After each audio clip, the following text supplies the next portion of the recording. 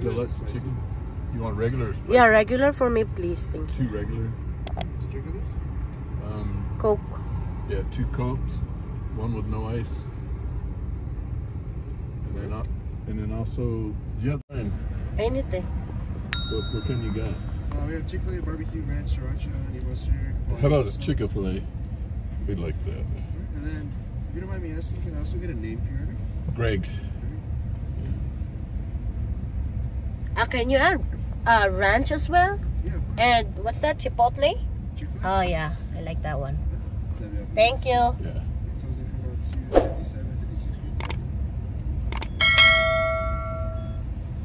Did it go? You're all set. Thank you. You guys have a great day. Thank you. Technology nowadays. Yep. So guys, wala pa kaming ligo as Now usual. there's another $60 for food. And andito kami ngayon sa Chick-fil-A kasi Eat with Your Child Day mamaya ng mga bata. Gabriel will have his lunch a little early. Kaya early. 10, it's already like 9 in the morning. So mamaya din pagkatapos ni Gabriel si Cassie naman.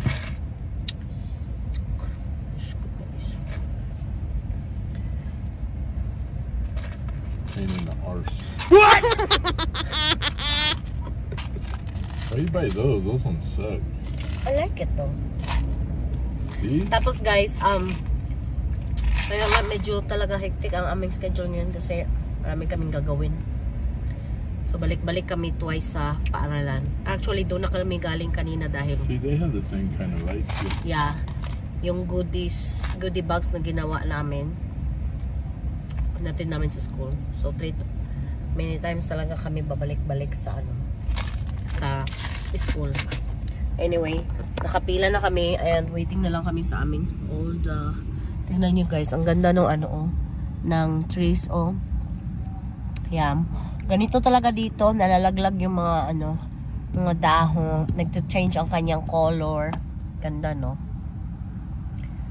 Yan. So, let's go guys. A few moments later. Andito na nga pala kami ng aking asawa, mga loves. Inaantay lang po namin na lumabas si Gabriel sa kanyang klase. Kailangan kong i-voice over dahil meron pong music sa loob. So, we bought them Chick-fil-A guys, diba? Meron silang Happy Kids meal. At saka para din naman sa amin mag-asawa. Syempre, alangan guys, sila lang kain, kami hindi.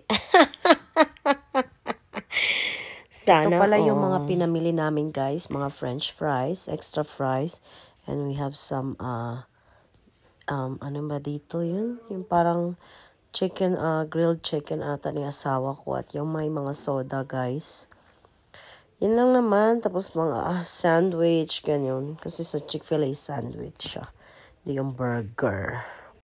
Guys, Gabriel is here.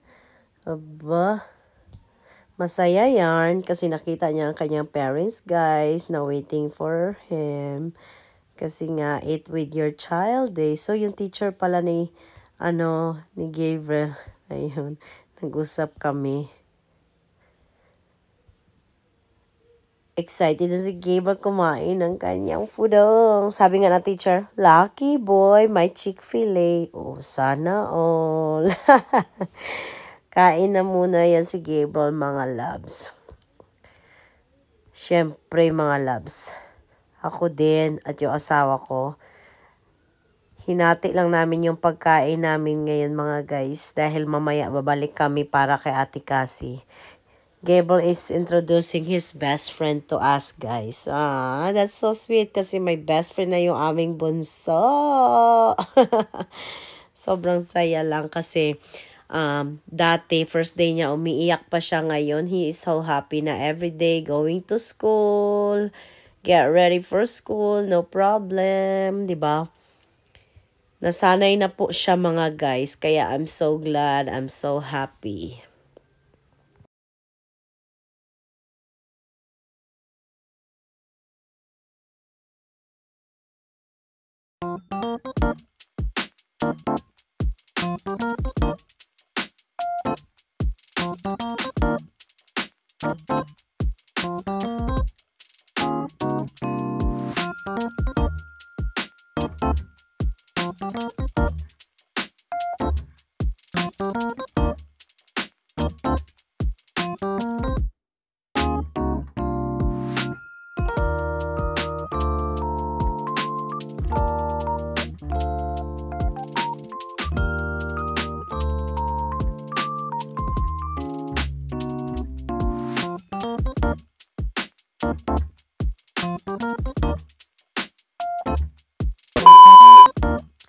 So guys, dito na kami sa bahay. Waiting na lang kami ng time. Dawin na din kami sa school again. Kasi it's Cassandra's turn sa Eat With Your Child Day. Iba-iba kasi yung time ng kanilang lunch guys. Una muna sila Gabriel. Tapos yung mga 2nd grade and then 3rd grade. And then sila Ate Cassie. Let's go. So nagpalit. Jeez. So guys, nagpalit pala. Okay. That's good. That's okay. But they can like use this to get in and out of the bathtub. That's why it No, that's for only towel. I will explain to them. But the kids, Tingnan niyo yung jacket when ko, guys. Cassandra was little, she used to use it to get to. Nilamig kasi ako sa school kanina. Oh, never mind. Baby, this one. Bring it. Did you see what I did? Yeah. Where are you going? To the Eskimo den? I'm cold. Guys, nilamig kasi ako sa school kanina kaya ito suotin ko ngayon dahil anyway, tara guys, let's go.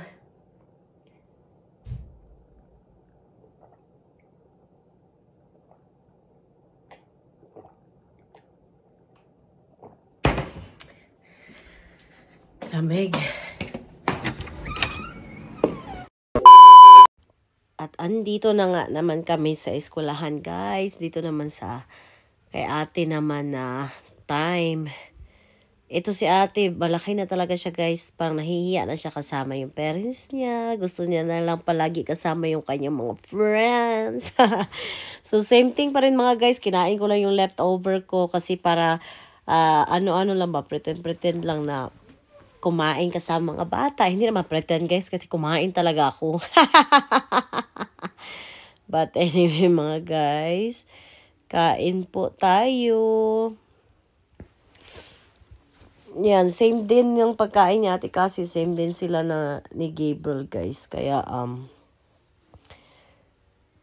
okay na, happy na ang all. So, voice over ulit mga guys kasi nga may music po mga loves. So, aking asawa ay snack lang siya. Pero pagdating sa bahay, bongga po ang kanya pagkain. A few moments later.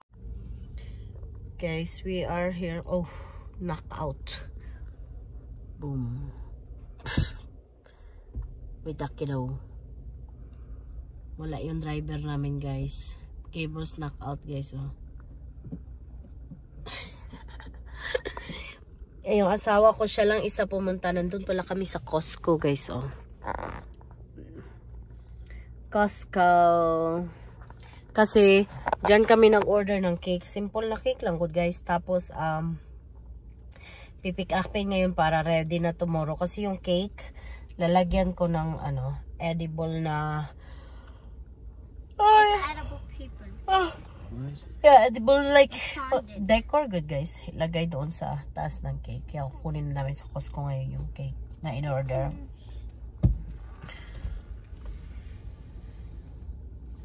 Tapos pasok kami sa mall mamaya dahil magpapa-haircut ang mga boys. At saka bili na din kami ng pagkain doon. Tingnan lang natin kung anong mabibili doon na pagkain. So wait lang namin si asawa and then diretso na kami sa mall guys.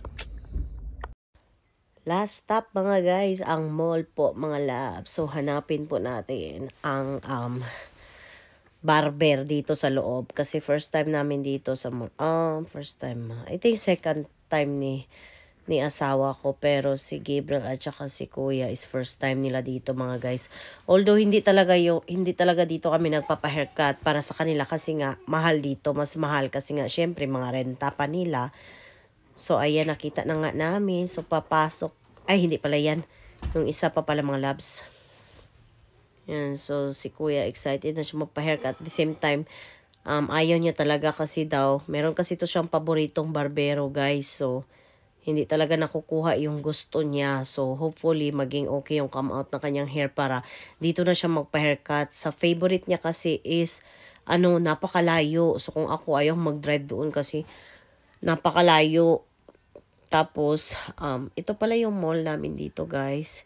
Hindi ito siya gaya ng Pinas na 2-story, 3-story. Ayan na nga mga guys. Naka-check-in na po ang aking mga bagets. Sila lang muna. And then next po ang aking asawa. Ayun na nga yung aking asawa, mga loves. Yun, ready na si Gabriel magpa-haircut. Yay! At least hindi na siya natatakot sa haircut, guys ba? Ready to, na siya kasi hindi siya nasasaktan. Ayan naman si Kuya. So, hopefully, maganda yung kalabasan, no? Tingnan na natin mamaya. Yun, mga boys, nagpa-haircut. At ito na nga, mga love. Ayan na po ang haircut ni Gabriel. Yun, pogi na po siya, mga loves. Hindi na siya natatakot sa maggupit sa kanya. Ayan pala ang pangalan, mga loves, nang pinagupitan namin dito. Okay lang naman, so antay muna kami sa kay asawa at saka kay Kuya Ken kasi medyo matagal-tagal pa sila. Ayan, sakay-sakay si Gabriel guys pero walang pambayad. Anyway guys, napakalapit lang pala ng mall dito sa amin. Siguro 5 minutes drive lang. Ayan, ganyan po kalapit ang mga establishment dito sa aming lugar. So we're very lucky and very thankful. So yan lang muna sa ngayon mga guys ha. To be continued na lang bukas kasi upload po namin yung birthday ni Gabriel. Meron po akong mga clips na nakuha para doon. Anyway, thank you so much for watching everyone sa aming YouTube channel. Don't forget to subscribe, like, and please comment down below. Thank you guys so much. Have a good day, everyone. Bye for now.